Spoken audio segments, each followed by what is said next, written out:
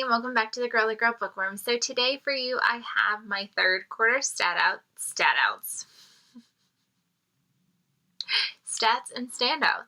So that means that I'm going to talk to you about July, August, and September. And just safe to say that this was probably my worst quarter of the year so far. I got into a major reading slump. I think it had to do with I was going back to work and we went to Disney in August, and just going back to work and being a parent to two little babies is, guys, it's the struggle. The struggle is legit real, but you know what? It's just the season of life that I'm in, and I'm finally finding a nice balance, and I'm back to reading 3 books at a time, and I have to say that my reading has definitely kicked back into gear. Can't say I'm reading things I love. Just wait till that second half of October wrap up. But I'm reading again, and that's all that matters. So let's just dive in. So third quarter stats. I read a total of 39 books, which it's nothing to snub my nose at. I'm not the number sounds but compared to my first quarter and my second quarter, that was bad. I read 21 books in July, and then I read 7 in August. 7. And then 11 in September, so it didn't get much better. So total of 39. It is what it is. I can't get mad at that. So let's break it down. So I like to break it down into how many physical books did I read, how many audiobooks, Kindle books, you know the drift. So I read a grand total of 15 books physically, which I find amazing because my physical reading numbers have been so little this year that I'm actually impressed. Maybe that is why I read less, is because I was actually physically reading again, which is so baffling. I still can't get over that, because every other year of my quarters, everything was always physical. So it was so funny that the beginning of the year, almost everything was Kindle audio. But I'm finally trying to make sure that I'm prioritizing physically. So I read 15 physically. I read 12 on my Kindle, aka my phone, because that's just easier. I have my Kindle, but for some reason I picked the phone up instead. And then 12 on audio. So that's not bad. I will take that. That's a very nice proportionate set of numbers. Like I said, I always have a Kindle book, an audiobook, and a physical book going. So that totally is a good number, I feel like.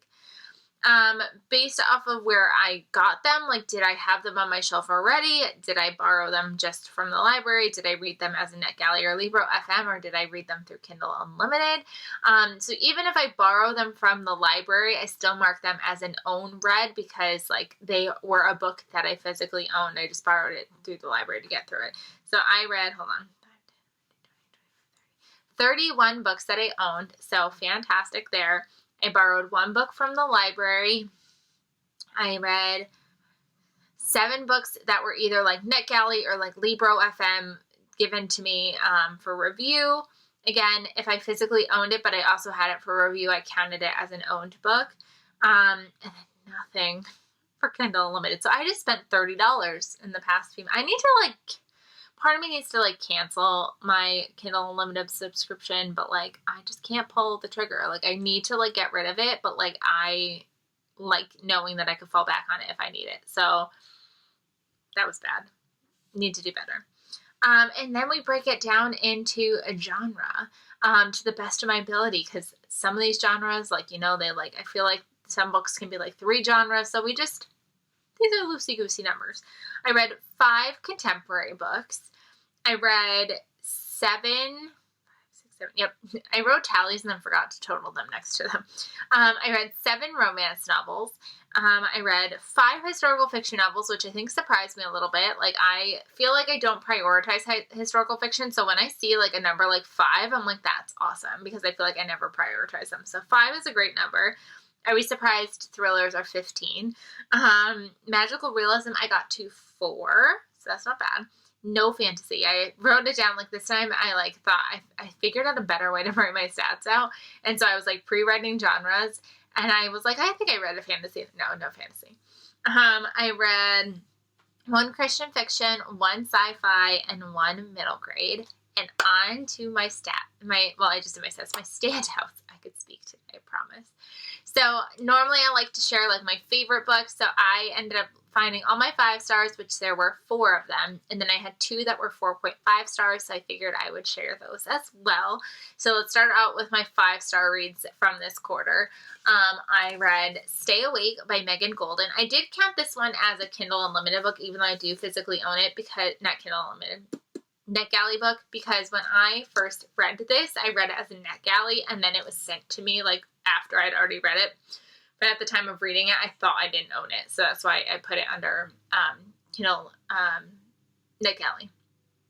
But this is Stay Awake by Megan Golden. This is her newest release, and I was really obsessed with this. I know that this book kind of got some, like, not so great reviews. Like, people either really loved it or really didn't, and I was definitely somebody who really liked it.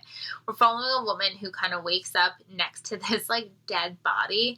She doesn't remember anything. She just has, like, Stay Awake, like, written all over her arms, and she, like, runs and like kind of like flees the scene, and because she has no idea what's going on, and she like sees the people on the news, like the police are kind of like, she thinks they're after her because she keeps seeing all these things about messages about like Stay Awake was like left on the murder scene, and she's like, oh my god, like they're after me. So we're following like her trying to figure out like what is going on and why she has no memory of anything.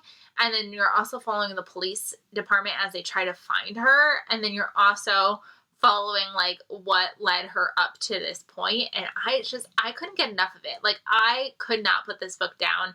I really liked it. Again, I know that people are kind of love-hate with it, but like, I feel like Megan Golden just continues to get better because I had a meh feeling towards the escape room. I really enjoyed The Night Swim. I think I gave it like 4.5 stars, and then this one got 5 stars. So like, for me, Megan Golden is only getting better, and I am here for it. Another book that I gave 5 stars to was The Royals Next Door by Karina Hale. I really enjoyed this one. This was one that I was really excited for. I couldn't wait to get it, and then I didn't read it, and it just sat on my shelf for so long. So then I finally found a Kindle copy for it, and I devoured it. This book is following a girl. She's like living with her mom. She's a teacher. She's on this island, and like nobody like really likes her. She's kind of like an outsider. Her mom is going through a ton of mental illness, and she's trying to like hide it. And then the royals, basically, I think it's supposed to be like Harry and Meghan Markle, essentially. Do I have the right brother? I always get the brothers confused. Like, they come to Canada to like escape the royalness, and they end up moving in next door to her, and she ends up kind of forming a friendship with them, and a love connection sparks between her and their bodyguard, and it just was so sweet. I wish this was a series. Like, I couldn't get enough of it. It was just so sticky, sweet, and I liked it. I thought it was humorous and funny and cute, and I liked it a lot. Another one that just made me smile. Like, I feel like my favorites this month, besides, I mean, Stay Awake doesn't make you smile, but like, I just felt like I had a lot of like feel good, smiley books. And this is Remarkably Bright Creatures by Shelby Van Pelt. I was really excited about this one because I had heard that there was like an octopus perspective, and I was like, this will be cute. But then I got really nervous that this was not going to be for me. I got worried that everybody loved it, and this was going to be one of those like hype books, and that by the time I got to it, I wasn't going to like it. And so I avoided it for a little bit, and then when I picked it up, I fell in love. Like, I understand exactly where everybody was coming from with this book. We're following a woman who is basically like late on her years. She's been working at this aquarium taking care of Marcellus, the octopus, who is just... he's fantastic. He is probably like one of my newest favorite characters, like, even though like he's an octopus. And she's been working at this aquarium, and she's kind of realizing that maybe it's her time to move on with life. Her husband is dead. Her son is dead, and just she's got to figure out a way to move on with her life. And we're following this other guy who's kind of like down on his luck. His girlfriend breaks up with him, and he just needs to figure out what's going on. So he's like broke. He's like, I'm going to find my birth father. And so he ends up in that same town with this octopus, and kind of, it's just such a sweet, sweet story, and just, I feel like I want to reread this one. Like, I don't reread often, but I feel like one of these days I'm going to reread it because it was just everything. And then I listened to The Remarkable Journey of Coyote Sunrise by Dan Gamenhart.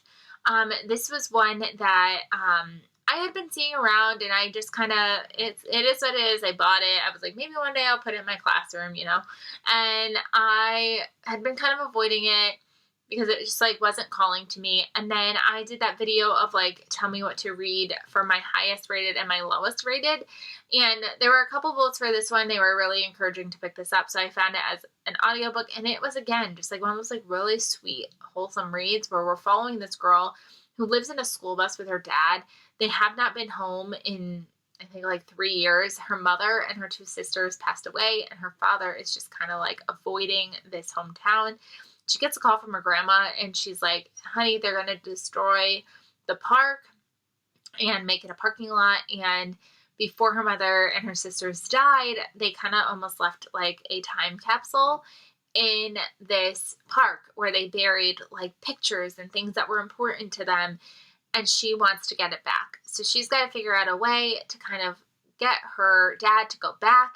And along the way, they pick up a variety of people, and they just meet a whole slew of characters that just bring them on this journey.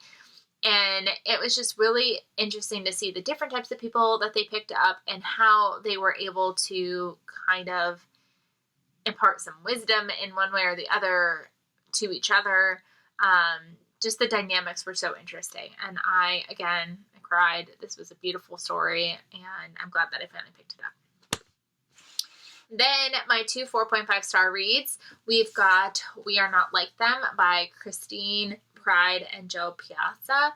Now, this is one that I think, again, took me kind of by surprise because it was a Good Morning America book club pick. I was intrigued when I first picked it up, and I was excited, and then I got nervous that it was like overly hyped, and I had seen some reviews, so then I was like, am I going to love it? Am I going to hate it? I don't know. I just don't even want to try because I'm so scared. And then I, again, picked it up as a Kindle book, and I ended up really enjoying it.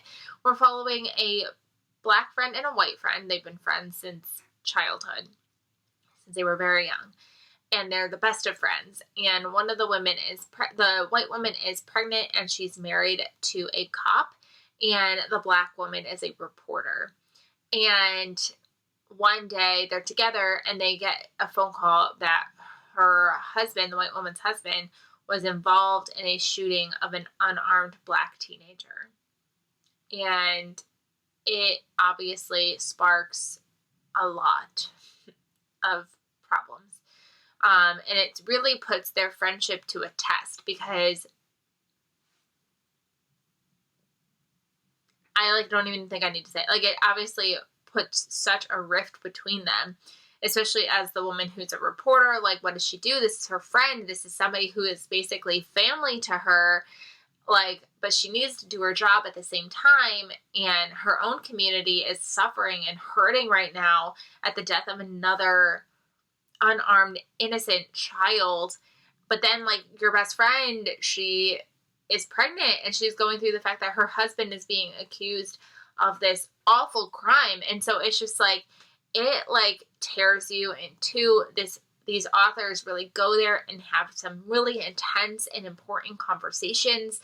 And it was definitely worth the read. And I'm so glad that I didn't stay scared of it forever because it's definitely an important read. So there's that one. And then the last one I've got is This Time Tomorrow by Emma Straub. Every time I see the sticker, I always think that this was a book club pick too, but it was not. I don't think it was. This is about a woman. Her father is dying of cancer, and she's about to turn 40. Yeah, she's about to turn 40, and her life is just kind of falling apart, right? She likes her job, but it's not that great. She's okay with her apartment, her romantic status, whatever. She's okay, but her father is getting sick, and she doesn't know what to do.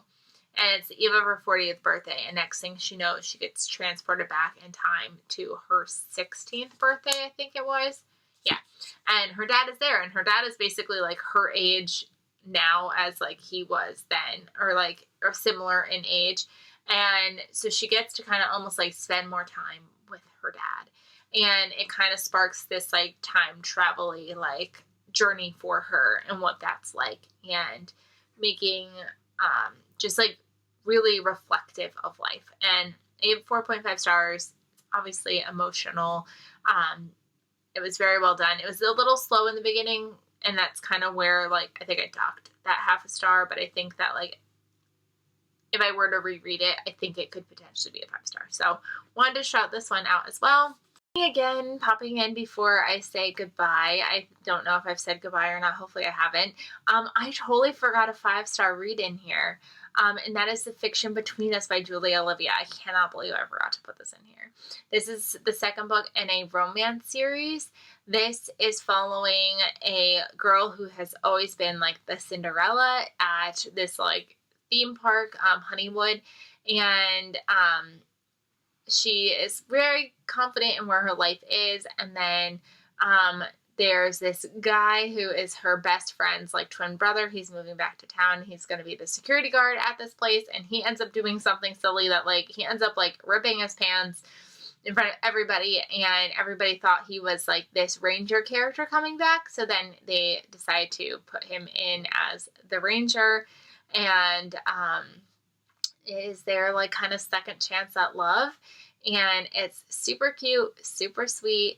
Love this like dynamic of this small community, this friend group, this like theme park. Like it literally felt like I was in Disney World, even though like that's not the theme park's theme at all, but it was just everything, and it's 5 stars, and I cannot wait for the other 2 books because it's a 4-book series. So I'll be keeping my eye out for that 3rd book, but could not let this go without putting that in there. So another standout. Hope you enjoy.